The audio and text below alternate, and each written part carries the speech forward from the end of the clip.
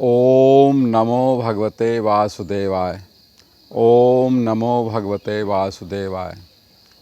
श्रीमद् भगवत गीता के द्वितीय अध्याय का 26वां श्लोक है।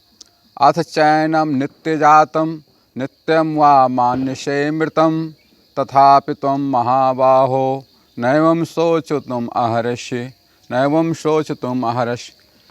अर्थात यदि तुम आत्मा के नित्य जन्म लेने और मरने वाले समझते हो तो भी हे महाबाहो इस प्रकार शोक करना तुम्हारे लिए उचित नहीं है।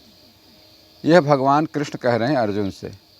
ये तो इसका हो गया अर्थ मित्रों। अब इसकी व्याख्या सुनिए कितनी सुंदर है।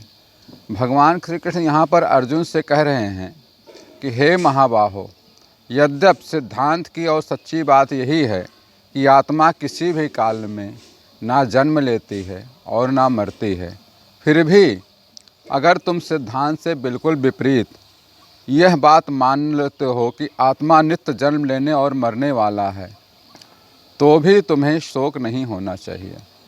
क्योंकि जो जन्म लेगा, जिसका जन्म होगा, वो मरेगा ही। और वो जो जन्मेगा, इस नियम को कोई नहीं टाल सकता कि जिसका जन्म होना है उसके मृत्यु निश्चित है। जिसके मृत्यु हो गए उसका पुनर्जन्म होगा। यह प्रकृति का नियम है, ईश्वर का नियम है, इसे कोई टाल नहीं सकता। परंतु चूँकि तुम कह रहे हो कि जन्म लेते हो और मरते, तुम्हारा सोच यह है, तो इसको भी सिद्धांत में भी केवल प्रत्यक्ष प्रमाण ही ज्ञान को आधार माना जाता है।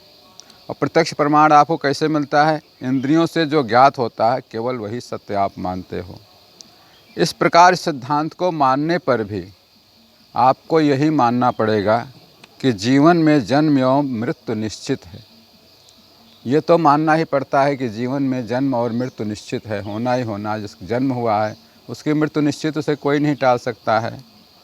इसलिए श्री कृष्ण कहते हैं कि हे अर्जुन, यदि जन्म मृत्यु का निरंतर प्रवाह ही जीवन है तो तुम्हें शोक किस बात का है? किस लिए शोक कर रहे हो? इसलिए शोक को त्यागो और युद्ध के लिए तैयार हो जाओ। बस दोस्तों, ये तो हो गया 26वें श्लोक की व्याख्या।